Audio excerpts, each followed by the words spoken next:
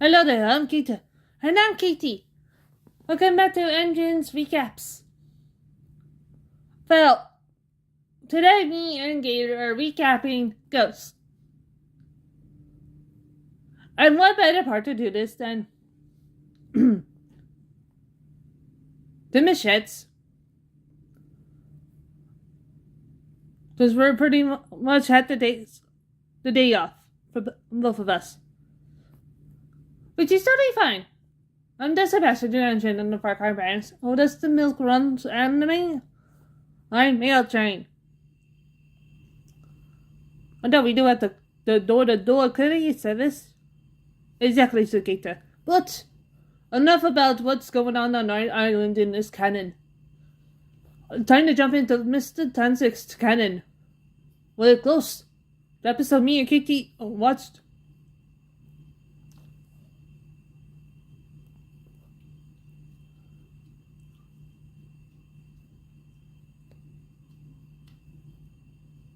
We are now just getting to recap.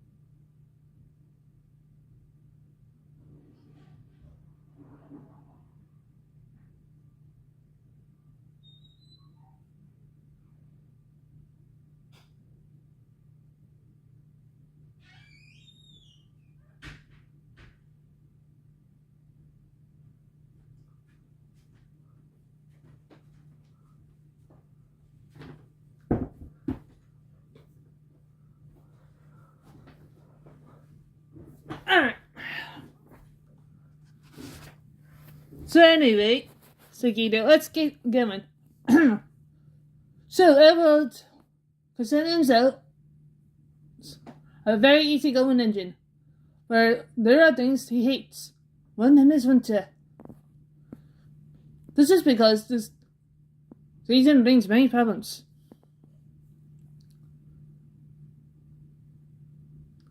Puts something down to the ice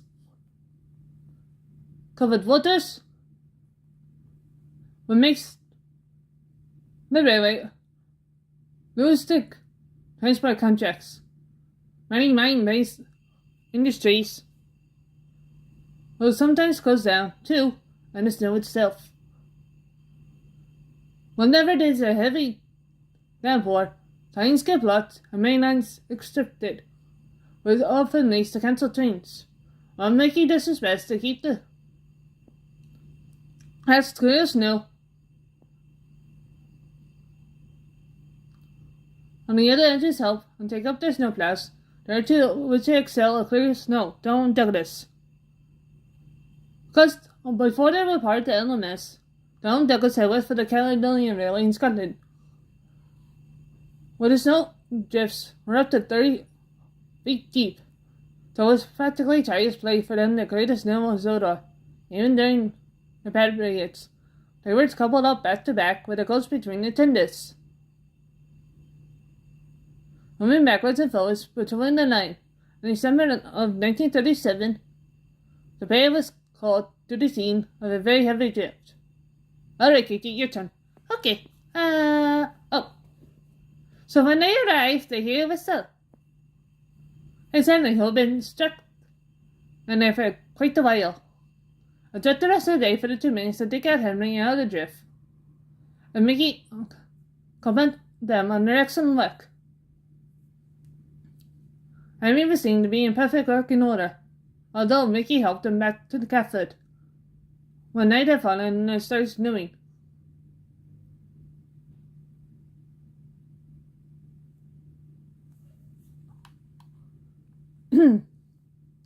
So when he arrived at Catford, Henry took an insight and ran to an elephant next. Toby remarks they had a lot of snowfall this year. Thomas mentions he doesn't like it because it always reminds him of Arthur. I see Henry and Eric wonder who Arthur is. So Everett decides to tell them about him. Toby isn't so sure, but Everett reminds him that a stream on trains have is ignored. Alright, Gator, your turn. Okay. So Arthur was a missed traffic engine for the minis.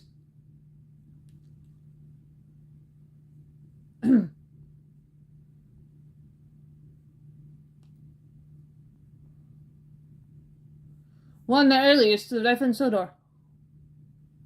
He was very well still engine and kept going on and on and on about his spotless record. And how he never once was late. To make it worse, it was true. He somehow always delivered his trains on time, without any failures. He also wasn't shy about calling off engines were late, even if they were on their own crew. This pride would lead him to his downfall.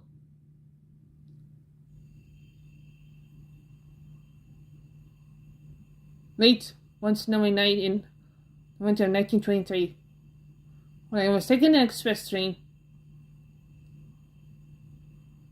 having suffered a delay, I couldn't make it out of Mare Station quick enough, so I was finally out to leave. Extremely determined to make up the lost time, absolutely desperate to preserve his spotless record.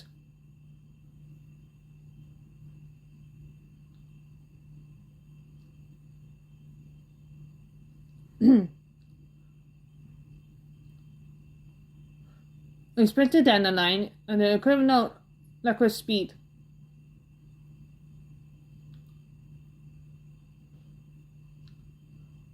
This, combined with the poor This is really like I see we also in the 3% of golden sale. I really wonder what happened next. So whatever it recalls, they're crashed right off the rails. And this causes almost 100 yards before coming to a stop. With all of his passengers killed.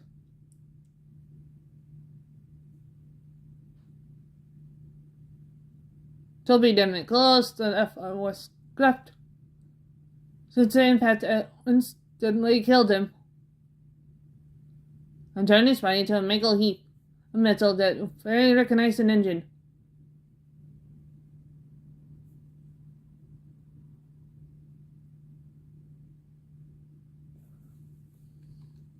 So, Edward and Thomas then disagree on the following part of the story, where it says that every yearly anniversary of Arthur's death, Slows appears, hoping to reach his destination, so he and the tormented souls of his victims can be at peace.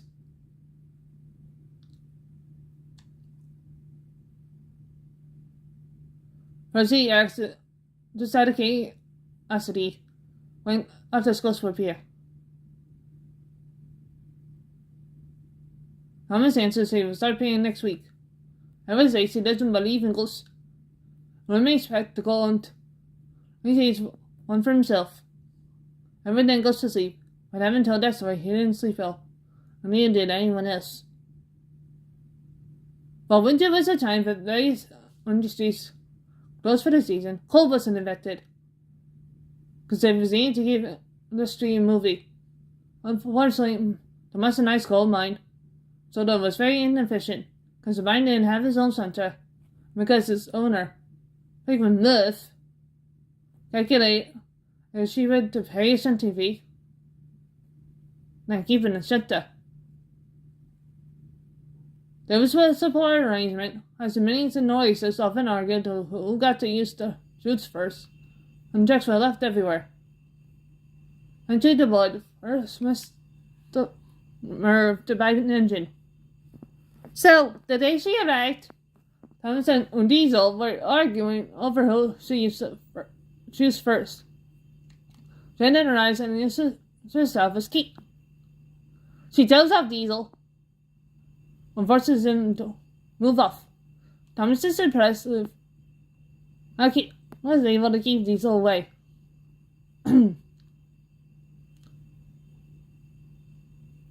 She starts used to dealing engines like him.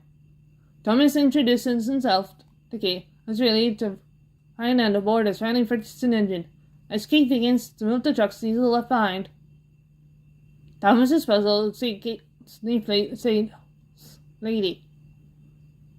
There's actually a commemorative plate dedicated to the late life of the nobleman who built her. As Kate gets to work, Thomas is starting to like her. So, said Kate. Soon everyone else came to like her as well. Kate had quickly made the mine her own, taking care of all the inbound and outbound trains, impelling a right vision system, and pleased both Minnie's and Noises next to her, and the vehicle shipment was organized and dispatched in a timely manner.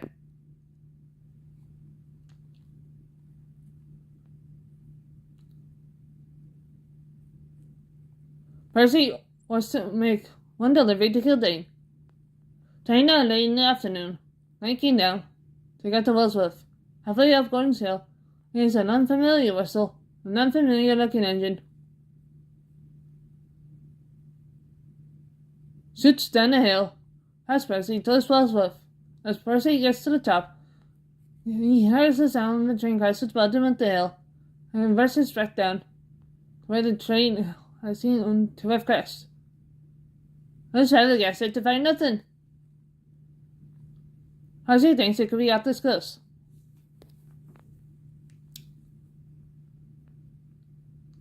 Since Thomas said, it was around this time that he starts appearing, but Percy's driver doesn't believe him. The Empire residents had also heard the crash and went out to see it. While like Percy, they were confused when they couldn't find anything. A reporter conducted interviews and some research, and then published an article about Arthur's death and the ghost story that went with it. Sightings of Arthur's ghost began to increase too. Whatever remained spectacle. So, and there, the station master is telling them that his son is just returned from his trip to the United States. And he even went to the premiere. But I didn't read the picture and get stuff leaving in bed. Oh! Oh my god, Gator. I know who the station master's talking about. No, you don't. Wait. Oh god. So Gator, that movie was remade by Disney. In live action, it sucked. And we're talking about Snow White and the Seven Dwarfs. Yep. That's the movie. Huh. Too bad the station master couldn't remember the title of that. Oh.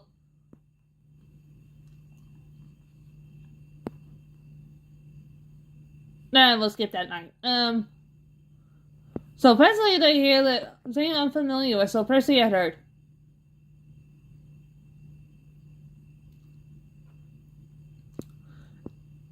Hey, wait! There's this tank engine. Pulling many sculptures pulls into the platform. The station master goes up to the engine driver and tries to talk to him. But the other engine driver doesn't reply, and since the engine was faceless, everyone wasn't able to help.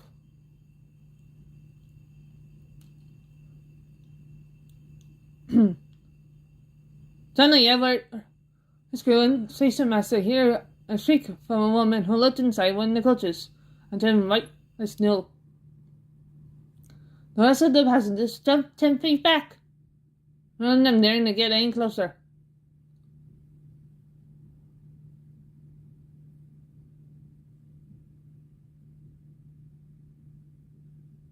At that moment, Edward sees an old plug train. Edward blows his whistle Reginald and falls on his brakes. But he was just about to make contact with the train when it suddenly disappears.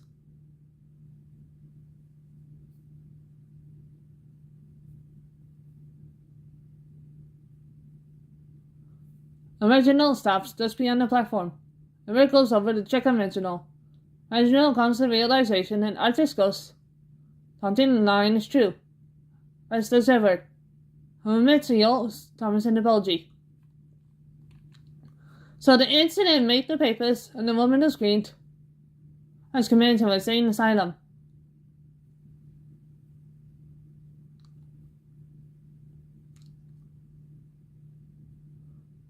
Business started to drop dramatically for both the northeasters and minis, and the passengers and ghost lines hurrying them right to Blake. Other engines also recounted the ghost scene, which caused morale to drop dramatically too. For long, the situation became unbearable. Some of them decided to come together to find a solution. So, Thomas, Edward, Percy, Toby, Lily, Douglas, Diesel, and Peter have gathered the Villesworth to discuss the solution. Edward knows this is a unique situation and asks if anyone has any ideas, foolish or not foolish. Thomas's ideas are instantly shut down. The victor doesn't do an exorcist, and they can't afford to wait for people to come back to shoulder.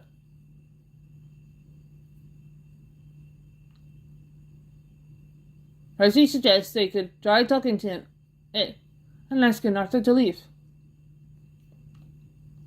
Edward asks what the train Percy saw looked like. When Percy answered, it was big silver with red stripes and a number 0 on the side tanks. Thomas is puzzled by Percy's prediction, and Jane, it sounds nothing like Arthur to him. Edward tells Percy that Arthur was the big red engine with the letters and the mess. On the side tanks. Which don't look like an engine inside Marin.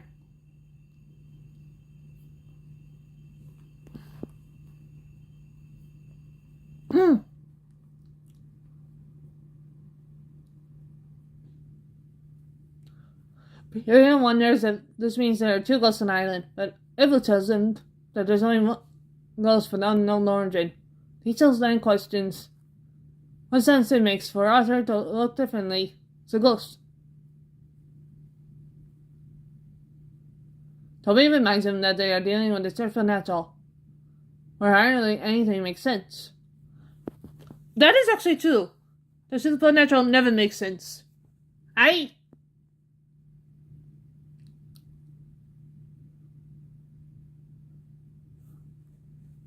The supernatural is spooky. Yee! You're not gonna say that necessarily things that are used to Gita. No! Please! No. Why would I? Is that Halloween? Oh! Good point, Sagita. Oh, of course it's on Halloween. This is a spooky episode that would be perfect for Halloween though, wouldn't it? Yeah, actually, even though it takes place in the winter time. Oh. We apologize, viewers, for going off like that.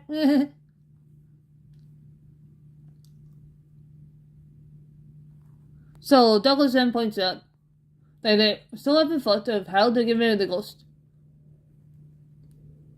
Toby knows that Percy helped the crash, although soon to repeat this process. Unless it could be interrupted if Arthur was sent away. By telling him he doesn't need to take the train, and they need to find someone that Arthur would obey. Lily knows that only means one person. All the ends glare at each other and suck. So later, Lily, Toby, these all read them, trying to explain to Mrs. Zorro. As he's so protected,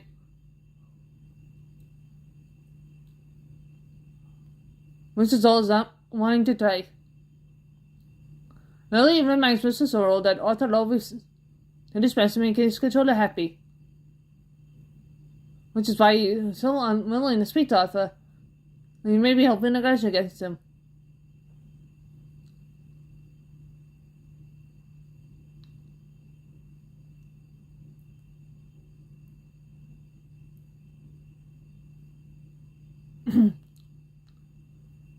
He tells him to at least try, or else the minis and North Faces will be out of the job.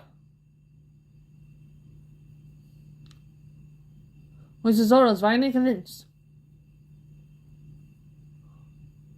Toby thinks Mrs. Zorro Diesel, although Lyra tells Toby not to, as he didn't expect it to work.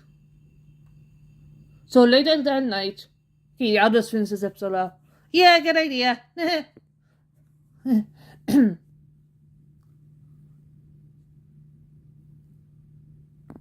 I'm just gonna watch this race over here. Okay. So later that night, Edward, Toby, Lily, and Diesel and Marin at the station, and they are making a standby. Edward tells Mrs. Zorro that they really appreciate what he's doing. Mrs. Zorro implies I shouldn't mention it to Mr. To make it seem like he's nicer and nimble. However, then remarks that this occasion is a way to leave Mrs. Zorro's mark on history, since it may be the first time that the railways facilities station haven't been evacuated because of ghosts. He's always ensured that the ghost will show up. When it does, the ghost arrives at the platform, and Mrs. Zorro nervously walks up to Arthur.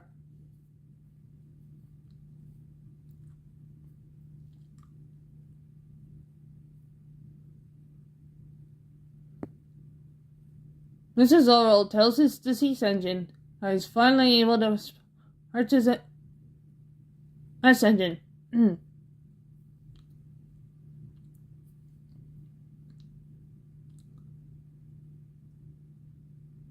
then Arthur doesn't need to take his train on.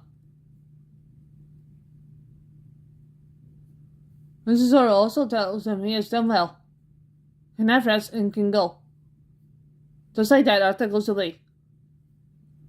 Mrs. Oral and the engines can't believe it actually worked, and for the longest time afterward, neither could anyone else. Life actually turned to normal and slowed down.